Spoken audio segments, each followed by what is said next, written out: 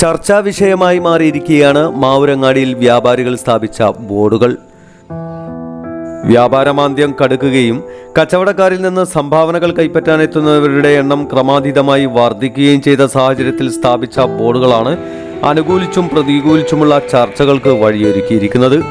മാവൂരങ്ങാടിയിലെ വിവിധ ഭാഗങ്ങളിലാണ് തങ്ങളുടെ പ്രയാസങ്ങൾ അറിയിച്ചുകൊണ്ട് വ്യാപാരി വ്യവസായി ഏകോപന സമിതിയുടെ ബോർഡുകൾ പ്രത്യക്ഷപ്പെട്ടത്. കച്ചവട സ്ഥാപനങ്ങളിലേക്ക് എല്ലാത്തരം പിരിവുകളും നിരന്തരമായി വരുമ്പോൾ തങ്ങൾക്ക് താങ്ങാനാവുന്നില്ലെന്നാണ് വ്യാപാരികളുടെ പ്രധാന വേവലാതി. സംഭാവനകൾ ചോദിച്ചു വരരുതേ എന്ന അഭ്യർത്ഥനയുമായി തങ്ങൾ ബോർഡുകൾ സ്ഥാപിക്കാൻ നിർബന്ധിതരായിരിക്കുകയാണെന്നാണ് കച്ചവടക്കാരുടെ പ്രതികരണം. വ്യാപാരി വ്യവസായി ഏകോപന സമിതി മാവൂർ യൂണിറ്റിന്റെ നേതൃത്വത്തിലാണ് മാവൂരിൽ ഇത്തരത്തിൽ ബോർഡുകൾ സ്ഥാപിച്ചിരിക്കുന്നത്. തങ്ങളുടെ പ്രയാസം ജനങ്ങളെ നേരിട്ടറിയിക്കുക എന്നതാണ് ഉദ്ദേശം. ഇപ്പം എന്ന് പറഞ്ഞിട്ടുണ്ടെങ്കിൽ അനങ്ങിയ പിരിവ ഒരു ദിവസം ഒരു 3-4 പിരിവില്ലാത്ത സംഭവം. എന്നാൽ മാവൂരിലല്ല, മാവൂരിൻ്റെ സമീപപ്രദേശത്ത് വരെ ആളുകൾ വന്നിട്ട് ഇവിടെ പിരിക്കുക. പൊതുവേ ബിസിനസ്സിൻ്റെ സ്ഥിതി എന്ന് പറഞ്ഞാൽ വളരെ മാന്ദ്യത്തിൽ ഓടുന്ന സമയത്ത് ഇങ്ങനെ പിരിവ് വന്നാൽ ചില ആളുകളെ നമുക്ക് കൊടുത്താൽ പറഞ്ഞ് ഒഴിവാക്കാനും പറ്റൂല. പക്ഷെ അത് അവർ നമ്മളെ ശരിക്കും ചൂഷണം ചെയ്യുകയാണ്. കാരണം ഇപ്പോഴത്തെ അവസ്ഥയ്ക്ക് എന്ന് പറഞ്ഞാൽ വളരെ മോശം സമയത്തിലൂടെയാണ് കച്ചവടക്കാർ പൊതുവെ എല്ലാവരും കടന്നു പോകുന്നത്. കൊടുക്കുന്നതാണ് നമ്മൾ ബന്ധപ്പെട്ട ആളുകൾക്ക് കൊടുക്കുന്നത്. പക്ഷേ ഇതേ ഒരു പരിപാടിയായി വന്നു കഴിഞ്ഞാൽ നമ്മളെങ്ങനെ മുന്നോട്ട് പോകും? പൊതുവേ ബിസിനസ്സും കാര്യങ്ങളും ഇല്ലാത്തൊരു സമയത്ത്. അപ്പോൾ അത് എവിടെ എന്തൊരു പരിപാടി ഉണ്ടെങ്കിലും നേരെ കച്ചവടക്കാരനെ കൊള്ളേ വരുന്നത്. അവർ പരിപാടി കാണുന്നതിനെ കച്ചവടക്കാരെ വിജയിപ്പിക്കുന്ന വിലക്കാണ് ഇങ്ങനെ ഒരു പരിപാടിയായിട്ട് വരുന്നത്. അപ്പോൾ അതുകൊണ്ട് അതിനിപ്പോൾ വ്യാപാരി വ്യവസായി ഇപ്പോൾ ഒരു പുതിയൊരു ബോർഡും കാര്യങ്ങളൊക്കെ വെച്ച് അതിനൊരു ക്യാമ്പയിൻ ആരംഭിച്ചിട്ടുണ്ട്. അപ്പം അതാണ് അവസ്ഥ. ഇനി പിന്നെ എന്താണെന്ന് വെച്ചിട്ടുണ്ടെങ്കിൽ വരുന്നവരാലോചിക്കണ്ടേ, അവർക്ക് ഇങ്ങനെ ഇത് വാടക അമിതമായ ഫീസ് വർധനവ്, പിന്നെ അതേമാതിരി പഴയമാതിരി ഓൺലൈൻ ബിസിനസ്സുകൾ തകർത്ത് ആടുന്ന സമയത്ത് എന്തെങ്കിലുമൊക്കെ വന്ന് വീണ് കഴിഞ്ഞാൽ മാത്രമേ നമുക്ക് കിട്ടുന്നുള്ളൂ. എന്നിട്ടും നമ്മളെക്കൊള്ള തന്നെ ഇത് വരുന്നത്. എന്ത് വന്നാലും പർച്ചേസ് ചെയ്യാൻ ഓൺലൈനിൽ പോവുക, പിരിവിന് കടയിലേക്കും വരുന്ന ഒരു രൂപത്തിലേക്കാണ് ഇപ്പോൾ കാര്യങ്ങൾ പോകുന്നത്. ഇന്നത്തെ മാവൂരിൻ്റെ അവസ്ഥയിൽ മാവൂർ ജനങ്ങൾ തീരല്ല, കച്ചവടക്കാർ വളരെ എല്ലാ കച്ചവടക്കാരും ഓരോ ദിവസം പൂട്ടാനുള്ള പരിപാടിയിലാണ് നിൽക്കുന്നത്. അതേപോലെ പല കച്ചവടക്കാരും പറ്റ വിഷമിച്ചിട്ടാണ് നിൽക്കുന്നത്. ഇപ്പോൾ ഒരു ജോലിക്ക് പോകുന്ന പൈസ പോലും കച്ചവടക്കാരന് കിട്ടില്ല. ഇപ്പം വാടക കൊടുക്കുന്നതിന് വാടകയും ഒരുത്തൻ പണിക്കാരൻ്റെ അവൻ്റെ പണിക്കൂലിയും തികയാത്തൊരവസ്ഥയിലാണ് ഇപ്പം. അങ്ങനെ നിൽക്കുമ്പോഴാണ് നമ്മളെ എല്ലാ സൈസ് പിരിവുകളും ഒരു ഭാഗം, മറുഭാഗത്ത് നമ്മളെ ലൈസൻസ് മുതൽ എല്ലാതും. അപ്പോൾ ഒരു ദിവസം കണക്ക് കൂട്ടുമ്പോൾ അതിന് മാത്രം പൈസ ഒരു ദിവസത്തേക്ക് നമ്മളെ ലൈസൻസ് ഫീസായിട്ടും തൊഴിൽ നികുതിയായിട്ടും പിന്നെ അങ്ങനെ GST മറ്റേ ഇതിൻ്റേതായിട്ടും അങ്ങനെ കുറേ പിരിവുകൾ. അപ്പോൾ അങ്ങനെ ഗവൺമെൻറ് തലത്തിൽ തന്നെ നമ്മൾ പല സൈസും പിന്നെ ഉദാഹരണത്തിന് പിന്നെ സർട്ടിഫിക്കറ്റ്, നമ്മളെ ഡോക്ടർ സർട്ടിഫിക്കറ്റ്, അങ്ങനെ കുറേ കാര്യങ്ങൾ.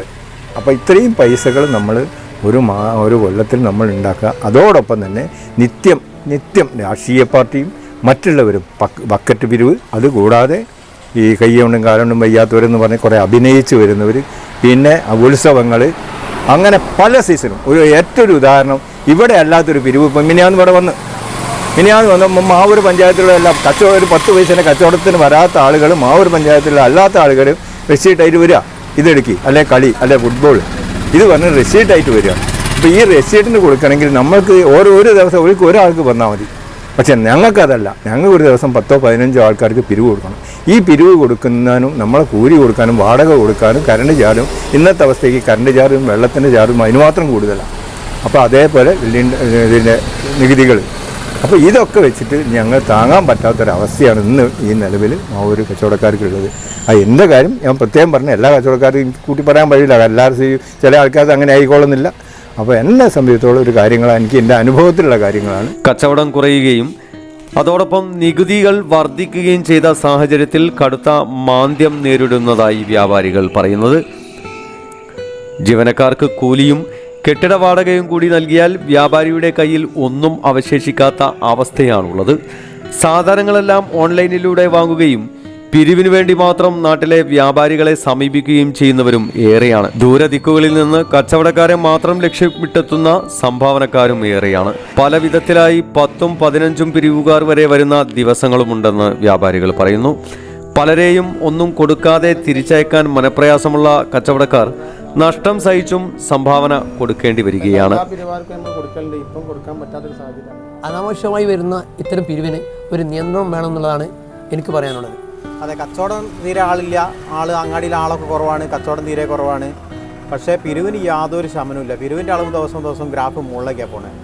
ബാക്കിയുള്ളതൊക്കെ താഴോട്ടും, കച്ചവടവും വരുമാനം താഴോട്ടും, പിരിവിൻ്റെ അളവ് മേലോട്ടും. അതാണ് ഇപ്പോഴത്തെ സ്ഥിതി.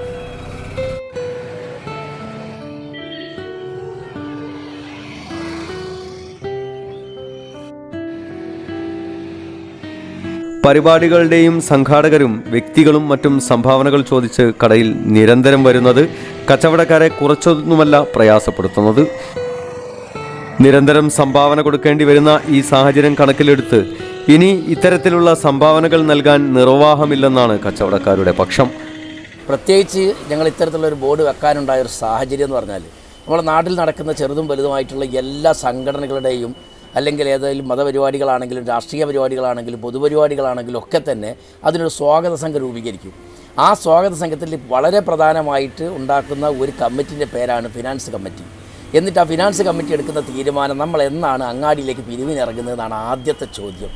അപ്പം ഞങ്ങളുടേതായ വിഷമം ജനങ്ങളുടെ മുമ്പാകെ തന്നെ പറയുന്നതോടുകൂടി അത്തരം കമ്മിറ്റി രൂപീകരിക്കുമ്പോൾ ഈ ബോർഡ് ചർച്ചയാവും എന്നുള്ള കാര്യം ഞങ്ങൾക്ക് നല്ല ഉറപ്പാണ്. അതിനു വേണ്ടി തന്നെയാണ് ഇനി ഈ ഗതികേട് ഞങ്ങൾക്ക് ഇനി പറയാൻ നിവൃത്തിയില്ല.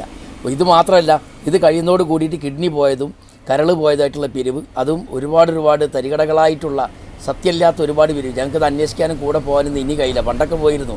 അതിനപ്പുറം വിവിധ സ്ഥാപനങ്ങളുടെ പിരിവ്, 100 കൂട്ടം പിരിവുകൾ തീരുന്നില്ല. മാത്രമല്ല, ഞങ്ങളാണെങ്കിൽ വ്യാപാരി വ്യവസായി ഏകോപന സമിതി എന്നുള്ള സംഘടന ഇന്നേ വരെ എന്തൊരു സമ്മേളനമായാലും ഏത് പരിപാടിയായാലും ഇന്നലെ മറ്റൊരാളടുത്തേക്ക് ഞങ്ങൾ ബുദ്ധിമുട്ടാക്കാൻ ഞങ്ങൾ പോയിട്ടില്ല, പിരിവിന് പോയിട്ടില്ല. വളരെ മാതൃകാപരമായിട്ട് ടി നസ്രുദ്ദീൻ ഞങ്ങളെ പഠിപ്പിച്ച രീതി, നമുക്ക് ആവുന്നത് കൊത്താനാവുന്നത് മാത്രം കൊത്തുക, നമ്മൾ മാത്രം ആവുന്നത് അണ്ണാറക്കണ്ണൻ തന്നാലായതെന്ന പോലെ പണം സമാഹരിച്ചെടുക്കുക, നമുക്കാവുന്ന പരിപാടി നടത്തുക, അന്യരെ ബുദ്ധിമുട്ടിക്കാതിരിക്കുക. അന്യരെ ബുദ്ധിമുട്ടിക്കുന്നതിൻ്റെ വിഷമം എന്താണെന്നുള്ളത് നമ്മൾ നല്ലപോലെ അറിയുന്നവരാണ്. അതുകൊണ്ട് ഞങ്ങളിങ്ങനെ ചെയ്യുന്നുള്ളൂ. പറ്റുമെങ്കിൽ നാട്ടിലെ ക്ലബ്ബുകളായാലും മറ്റുള്ള എല്ലാ പരിപാടികളും നടത്തുന്നത് പരമാവധി ആ രീതിയിലേക്ക് ആയിത്തീരണമെന്നും ഈ സാഹചര്യത്തിൽ വ്യാപാരികളെ ഒരു കാരണവശാലും നിങ്ങൾ ബുദ്ധിമുട്ടാക്കരുതെന്ന് വളരെ വർദ്ധിച്ചു വരുന്ന ഇത്തരത്തിലുള്ള പിരിവുകൾക്ക് ഒരു നിയന്ത്രണം ഉണ്ടാവണമെന്നാണ് വ്യാപാരികൾക്ക് പറയാനുള്ളത്.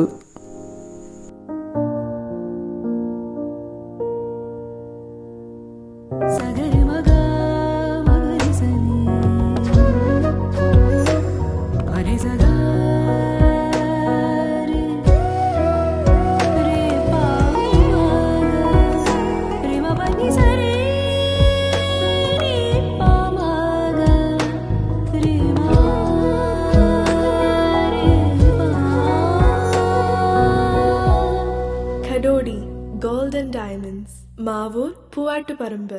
കൂടുതൽ വാർത്തകൾ ലഭിക്കാൻ sport media YouTube channel subscribe ചെയ്യുക. വാട്സാപ്പിൽ ലഭിക്കാൻ സ്പോർട് മീഡിയ ഗ്രൂപ്പിൽ ജോയിൻ ചെയ്യുക.